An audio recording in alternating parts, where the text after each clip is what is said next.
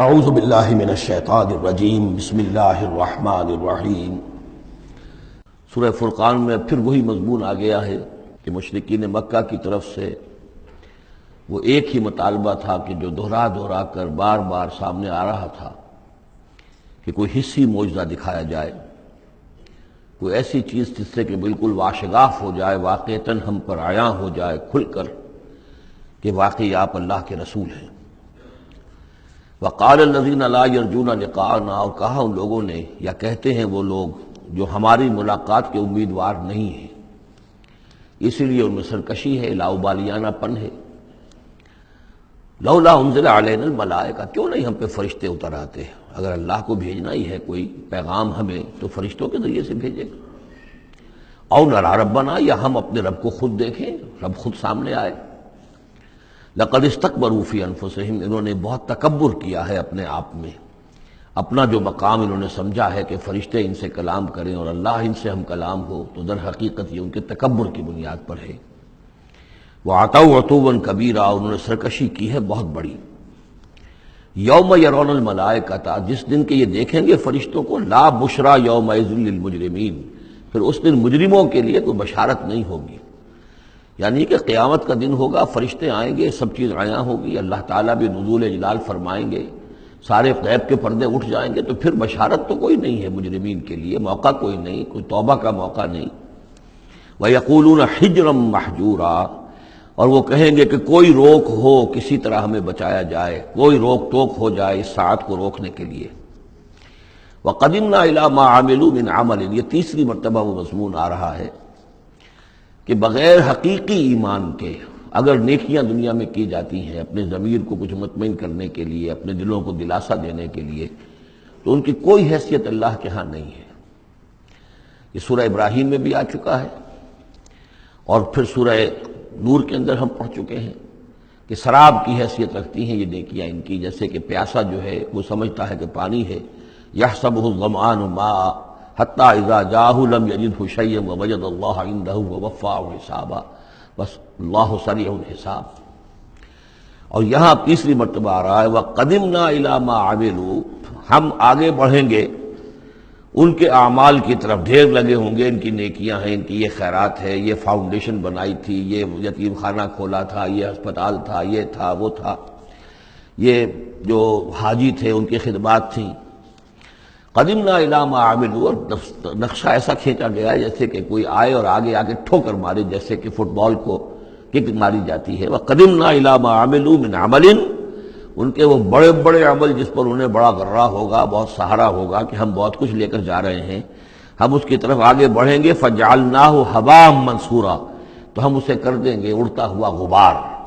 یعنی وہ جو نظر آ رہا تھا کافی کہ یہاں پہ بڑی نیکیوں کا انبار ہے، معلوم ہوگا غبار تھا اور کچھ نہیں۔ اسی کا وہاں نقشہ کھینچا گیا سورہ ابراہیم میں کہ جیسے ریت ہو، راکھ ہو، اور اس کے اوپر تیز آندھی آئے اور وہ ہوا ختم ہو جائے، کوئی اس کا وجود نہ رہے۔ یہ ہے حقیقت ان نیکیوں کی کہ جو حقیقی ایمان کے بغیر ہوتی ہے۔ نیکی صرف وہی ہے کہ جو اصل ایمان باللہ اور ایمان بالآخرت کے ساتھ ہو، اللہ کی رضا جوئی اور آخرت کی جزا کے سوا کوئی شے مطلوب نہ رہے، کسی درجے میں بھی کوئی اس کے ساتھ اور اپنا مطلوب اور کوئی مقصود شامل ہو گیا، شہرت شامل ہو گئی، یا کوئی اور کوئی لوگوں کے اندر ہر دل عزیزی حاصل کر کے مجھے کوئی الیکشن لڑنا ہے، پھر ان کا مجھے لیڈر اپنے آپ کو بنانا ہے، یا کوئی اور ان کے ووٹ لینے ہیں، کوئی شے بھی شامل اگر ہو گئی تو پھر یہ کہ اللہ کی میزان میں ان کا کوئی وزن نہیں، وہ غبار ہے جو اڑ جائے گا۔ وَقَدِمْنَا إِلَىٰ مَا عَمِلُوا مِنْ عَمَلٍ فَجَعَلْنَاهُ هَبَاءً مَنثُورًا۔ اصحاب الجنت یومئذ خیر مستقرا واحسن مقیلا، جنت والے لوگ جو ہے وہ اس لوگ ہوں گے بہت اچھے ٹھکانوں میں، اور ان کا جو ہوگا دوپہر کے آرام کی جگہ بہت ہی عمدہ ہوگی، قیلولے کی جگہ۔ وَيَوْمَ تَشَقَّقُ السَّمَاءُ بِالْغَمَامِ، اور یہ ہے وہ قیامت کا نقشہ جس دن کے آسمان پھٹے گا اور کچھ بادلوں کی طرح کی کیفیت ہو جائے گی۔ وَنُزِّلَ الْمَلَائِكَةُ تَنزِيلًا، اور پھر فرشتوں کو اتارا جائے گا، فوج در فوج فرشتے نازل ہوں گے۔ الملک یومئذ الحق للرحمن، اس دن تو پھر بادشاہی اور اختیار گویا کہ بالکل علم نشرہ ہو جائے گا کہ صرف رحمان کے لیے ہے۔ آج تو کچھ پردے پڑے ہوئے ہیں، اس وقت بھی اختیار اسی کا ہے، لیکن کچھ پردے پڑے ہوئے ہیں، کچھ نظر آتا ہے کہ اس کے ہاتھ میں بھی اختیار ہے، اس کے پاس بھی طاقت ہے، لیکن اس روز معلوم ہوگا کہ الملک یومئذ للحق للرحمن وکان یوما علی الکافرین عسیرا، اور وہ دن کافروں پر بہت بھاری ہوگا۔ ویوم یعض الظالم علی یدیہ، اور وہ دن ہوگا کہ ظالم جو ہے، جو گناہ گار ہیں، مشرک ہیں، کافر ہیں، اللہ کے جو باغی تھے، وہ اپنے ہاتھوں کو کاٹیں گے اپنی جھنجھلاہٹ میں۔ یقول یا لیتنی اتخذت مع الرسول سبیلا، اور کہیں گے کاش کہ میں نے رسول کے ساتھ راستہ اختیار کیا ہوتا، رسول کے راستے پر چل رہا ہوتا، میں ان کا اتباع کرتا، ان کے ساتھیوں میں شامل ہو جاتا۔ یہی ہے وہ عض یعض، ہاتھوں کو کاٹنا، کہ جس کے لیے وہ میں نے حدیث جو آپ کو سنائی تھی کل کہ ملکن عاضًا،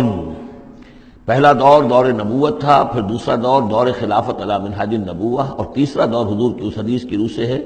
ملکن عاضًا، کاٹ کھانے والی ملوکیت، ایسی ملوکیت جو ظالم ہوگی۔ یا ویلتا، وہ سوچ کہے گا کافر کہ ہائے میری شامت، لیتنی لم اتخذ فلانا خلیلا، کاش کہ میں نے اس دن فلاں شخص کو اپنا دوست نہ بنایا ہوتا، میں نے دنیا میں فلاں شخص کو اپنا دوست نہ بنایا ہوتا، یعنی اس نے مجھے پھر ورغلایا، میرا تو دل کچھ کھلنے لگا تھا، مجھ پر حقیقت منکشف ہونے لگی تھی، میں تو کچھ مائل ہونے لگا تھا رسول کی طرف، لیکن فلاں میرے دوست نے مجھے پھر ورغلایا اور مجھے اس راستے سے واپس لے گئے۔ یا ویلتا لیتنی لم اتخذ فلانا خلیلا لقد اضلنی عن الذکر بعد اذ جاءنی، اس نے مجھے گمراہ کیا، بھٹکا دیا ذکر سے جبکہ وہ میرے پاس پہنچ گیا تھا۔ یعنی ذکر کا پہنچ جانا ایک تو یہ ہے کہ اللہ کے رسول نے مجھے سنا دیا، دوسری کہ میرے دل کے اندر بھی وہ اترنے لگا تھا، وہ مجھ تک پہنچ گیا تھا، میرے دل کے تاروں کو چھیڑنے لگا تھا، جیسے کہ کہا گیا ہے وَقُلْ لَهُمْ فِي أَنفُسِهِمْ قَوْلًا بَلِيغًا، اے نبی ایسی بات کہیے ان سے کہ جو ان کے اتر جائے، جو پہنچ جائے، ان کی روح کی گہرائیوں تک اس کی رسائی ہو جائے، وہ بات کہیے۔ تو یہ بات مجھ تک پہنچنے لگی تھی، لیکن اس نے مجھے گمراہ کر دیا۔ وَكَانَ الشَّيْطَانُ لِلْإِنسَانِ خَذُولًا، اور یقیناً شیطان جو ہے وہ انسان کو پھر دغا دینے والا ہے۔ وَقَالَ الرَّسُولُ يَا رَبِّ إِنَّ قَوْمِي اتَّخَذُوا هَٰذَا الْقُرْآنَ مَهْجُورًا، اور رسول نے کہا، فریاد کی، اے اللہ، اے میرے پروردگار، میری قوم نے اس قرآن کو ترک کر دیا ہے، اس کی طرف توجہ نہیں کر رہی ہے، اس کو سننے کے لیے تیار نہیں ہے۔ میں سنا رہا ہوں، ہر امکانی شکل میں نے اختیار کی ہے کہ سناؤں، لیکن یہ میری قوم جو ہے اس کی طرف متوجہ نہیں ہو رہی۔ یہ ہے وہ لفظ مہجوری جسے علامہ اقبال لے کر آئے ہیں، خار از مہجوری قرآن شدی، کہ اے امت مسلمہ تو جو ذلیل و خوار ہوئی ہے تو قرآن کو ترک کرنے کے باعث ہوئی ہے۔ جیسے کہ حضور نے فریاد کی، یا قیامت کے دن حضور فریاد کریں گے، یہ دونوں معنی اس کے ہو سکتے ہیں، لیکن اس وقت جو پیش نظر ہے، جو اس کی تعویل خاص ہے، وہ یہی ہے کہ حضور نے اس وقت فریاد کی کہ یہ میری قوم، یہ قریش، یہ میرے رشتہ دار بھائی بن سننے کو تیار نہیں ہے۔ یا رب ان قوم اتخذوا هذا القرآن مہجورا، ان کا جو قرآن مجید کو ترک کرنا تھا وہ تو تھا ڈھٹائی کے ساتھ کہ یہ اللہ کا کلام ہے ہی نہیں، یہ تو محمد نے اپنا گھڑ لیا ہے۔ لیکن یہ ہے کہ کوئی شخص اس کلام پر ایمان کا دعویٰ کرے، لیکن اس کی روش یہ ظاہر کر رہی ہو کہ وہ حقیقتاً ایمان نہیں رکھتا، وہ بھی اسی کے ذیل میں آ جائے گا۔ وہ کہتا تو ہوگا میں سمجھتا ہوں یہ اللہ کا کلام ہے، لیکن پڑھتا ہی نہیں، کہتا ہے کہ میں مانتا ہوں یہ اللہ کا کلام ہے، اس کو سمجھتا ہی نہیں، کہتا ہے یہ اللہ کا کلام ہے، اس پر عمل نہیں کرتا، تو وہ کہنا نہ کہنا برابر ہو گیا، یہ تو تکذیب حالی ہو گئی۔ چنانچہ اس آیت کے ذیل میں جو حاشیہ لکھا ہے مولانا شبیر احمد عثمانی رحمۃ اللہ علیہ نے، وہ میں آپ کو سنا دینا چاہتا ہوں۔ آیت میں اگرچہ مذکور صرف کافروں کا ہے، تاہم قرآن کی تصدیق نہ کرنا، اس میں تدبر نہ کرنا، اس پر عمل نہ کرنا،